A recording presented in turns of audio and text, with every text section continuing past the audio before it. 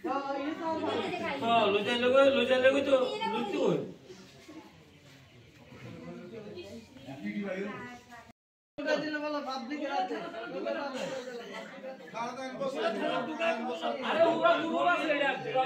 जलते के বাইরে এসে যাওয়া বেশি দেরি হইছে না অলরেডি পাওয়া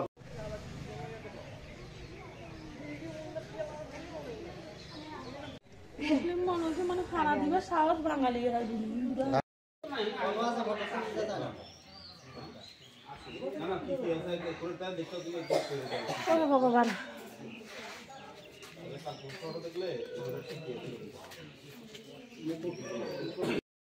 তিনজন আছে এক ভাইকে নমোনা দেখো নমোনা মানুষ ছিল হ্যাঁ সব ছিল গেছে তিনজন দুনিয়া বড় তো পুলিশ আছে সারি দিব আমরা কাছে তো আমরা দিলে তারা আনিলে হইতো না আমরা দিলে আমরা ঠিকমতো বানাই দেব তা খবর পাইছি আমাকে ফোন করছে যে দৈত্য শ্রী কালীবাড়িতে চুরি হয়েছে।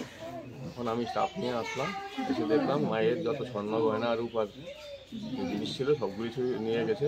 তবে তারা আনুমানিক যে হিসাব দিচ্ছে স্বর্ণের জিনিস হলো 25 ভরি আর রূপা 40 ভরির মতো, ক্যাশ টাকা 30,000 টাকা এখান থেকে নিয়ে গেছে। কারা চুরি করেছে এরকম যারা চুরি করেছে তাদেরকে আমরা তদন্ত করে ধরবো এবং আমরা সোর্স লাগাইছি। এখানে সিসিটিভি ক্যামেরা আছে, হ্যাঁ সিসিটিভি ক্যামেরাতে দেখবো, আমরা দেখে আমরা শনাক্ত করবো। ভিতরে কি লাইট ছিল যখন সিসিটিভি ক্যামেরা ভিতরে লাইট লাগানো ছিল? না না লাইট ছিল না, লাইট ছিল না। লাইট সকালবেলা আমি আসার পরে দিয়েছিলাম। স্যার কি হয়েছে? আজকে সকাল 5:30 নাগাদ একটা টেলিফোন পাইলাম যে আমার এই কমিটির যে সেক্রেটারি উনি আমার টেলিফোন করে জানালেন যে মন্দিরটা চুরি হয়েছে, এই এখনই আসেন।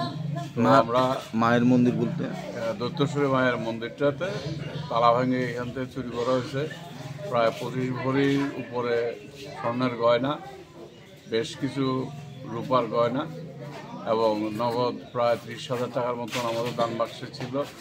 সেইগুলি কেবা কারা রাত্রে চুরি করে নিয়ে যায় এবং আমরা সকালবেলা যখন আসি থানা থেকে পুলিশও আসে, তারাও এসে দেখে যে মন্দিরের দরজা ভাঙা।